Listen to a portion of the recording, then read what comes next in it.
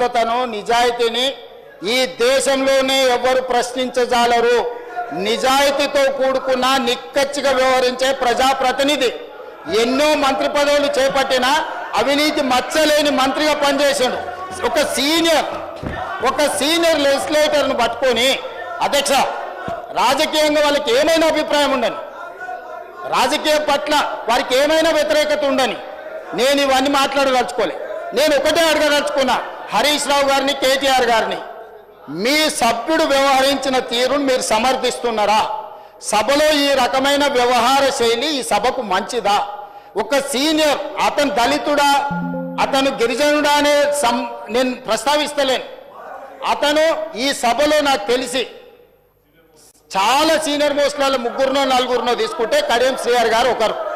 వారి సీనియారిటీ, వారి అనుభవము, వారి నిజాయితీ, వారి చదువు ఈరోజు అక్కడ నిలబడి ఒక సూచన చేస్తే ఇంత అసభ్యకరంగా, ఇంత అసహ్యకరంగా ఎవరైనా వ్యవహరిస్తే ఈ వ్యవహారాన్ని హరీష్ రావు గారు, కేటీఆర్ గారు సమర్థిస్తారా? ఇది మీ పార్టీ విధానమా? ఈ విధానాన్ని మీరు ప్రోత్సహించదలుచుకున్నారా? రేపు కడియం శ్రీహరి గారికి జరిగిన అట్లాంటిది ఒకవేళ చంద్రశేఖరరావు గారికి జరిగితే మీరు ఆమోదిస్తారా? ఈ వైపులో కూడా ఉన్నారు, ఈ వైపులో కూడా అంతకంటే కండలు తిరిగిన వాళ్ళు ఉన్నారు. రాజ్ ఠాకూర్ ఒకసారి నిలబడు. మా దగ్గర కూడా కండలు తిరిగిన వాళ్ళు ఉండరు అధ్యక్ష. తిరిగేసి ఆన్నే బోర్లేసి కొట్టనికి ఒక్కటేసారి తిరిగేసి కొట్టనికి ఉన్నారు అధ్యక్ష. కానీ ఇక్కడ కుస్తీలు కొట్టడానికి రాలే అధ్యక్ష. విఘ్నత ప్రదర్శించడానికి, అవగాహనతో మాట్లాడడానికి సభలోకి వచ్చినాం అధ్యక్ష.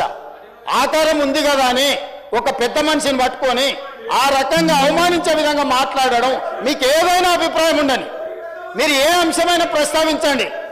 కానీ ఈ రకమైన విధానాన్ని ఈ సభ క్షమిస్తే ఇక భవిష్యత్తులో ఈ సభలో కత్తిపోట్లు లేకపోతే కుస్తీల పోటీలు జరగాల్సిన పరిస్థితి వస్తుంది. దీన్ని ఇక్కడనే నిలువరించాలి, దీన్ని ఇక్కడనే నియంత్రించాలి అధ్యక్ష.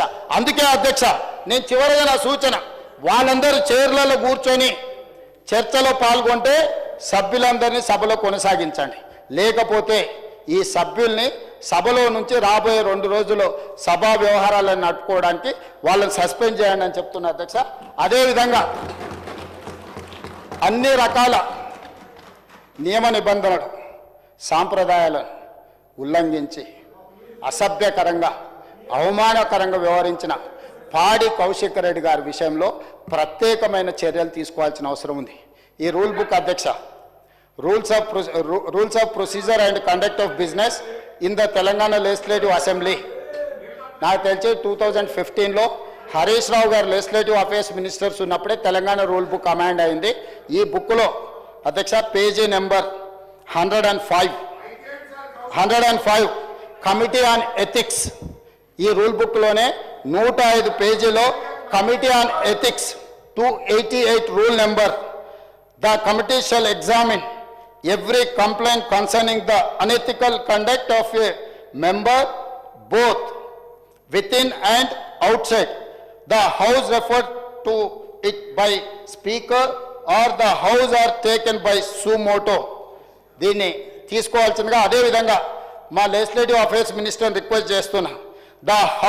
దీంట్లో sub class 289 sub class 2, the house may also refer complaint of unethical conduct of a member on a motion to the committee for inquiry and report. అధ్యక్ష నేను ఒకటే మాట, డైరెక్ట్గా మా సభ్యులు వారు చేసిన విధానాన్ని, వారు వ్యవహరించిన తీరును చూసి శాసనసభ సభ్యత్వాన్ని రద్దు చేసేయండి అని మా వాళ్ళు మాట్లాడి, నేను అట్లా నియమ నిబంధనలకు వ్యతిరేకంగా చర్యలు తీసుకోమని నేను అడిగాను. ఇది కమిటీ ఆన్ ఎథిక్స్కి వారి వ్యవహార శైలిని, ఈ సభలో అన్ని కెమెరాలు ఉన్నాయి, ఈ కెమెరాలలో వారు వ్యవహరించిన తీరు మొత్తం రికార్డ్ అయింది. ఈ అన్ని ఆధారాలను ఈరోజు ఈ సభ ద్వారా మోషన్ మూవ్ చేసి లెజిస్లేటివ్ అఫేర్స్ మినిస్టర్ ఆ ఎథిక్స్ కమిటీకి మీరు రెఫర్ చేసి, ఎథిక్స్ కమిటీ ఇచ్చే రికమెండేషన్స్ మీద పాడి కౌశిక్ రెడ్డి గారి మీద చర్యలు తీసుకోవాల్సిందిగా ఆ కమిటీని కూడా, ఇప్పుడు కమిటీ లేదని వారు చెప్పారు, సమయానికి బాగా గుర్తు చేశారు అధ్యక్ష. ఎంబడే ఎథిక్స్ కమిటీని కాన్స్టిట్యూట్ చేసి హరీష్ రావు గారి సూచన మేరకు తక్షణమే ఎథిక్స్ కమిటీని ఈ సభ ముగిసే లోపల మీరు అపాయింట్ చేసి ఈ కేసును దానికి రెఫర్ చేయాల్సిందిగా ఈ సభలో ఒక సత్ సాంప్రదాయాన్ని రేపు భవిష్యత్తులో ఏ సభ్యుడైనా ఈ రకంగా బాధ్యతారహితంగా అసభ్యకరంగా అసహించుకునే విధంగా సీనియర్ సభ్యులకు అవమానం జరిగే విధంగా వ్యవహరిస్తే ఏ రకమైన చర్యలు తీసుకుంటామో భవిష్యత్ తరాలకు తెలంగాణ సమాజానికి ఒక దిక్సూచిగా ఉండే విధంగా చర్యలు తీసుకోవాలి.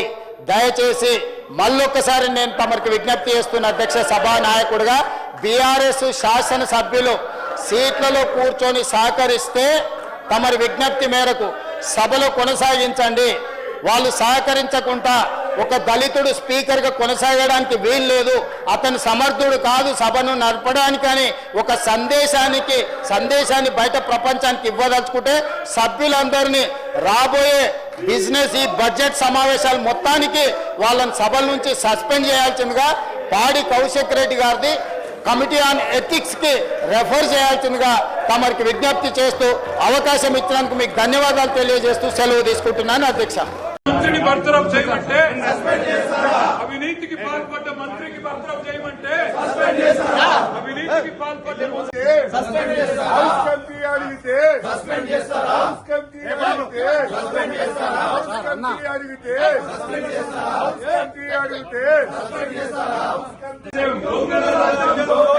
ఇదేమి రాజ్యం దొంగల రాజ్యం దోపిడీ రాజ్యం నీతిని బయట పెడితే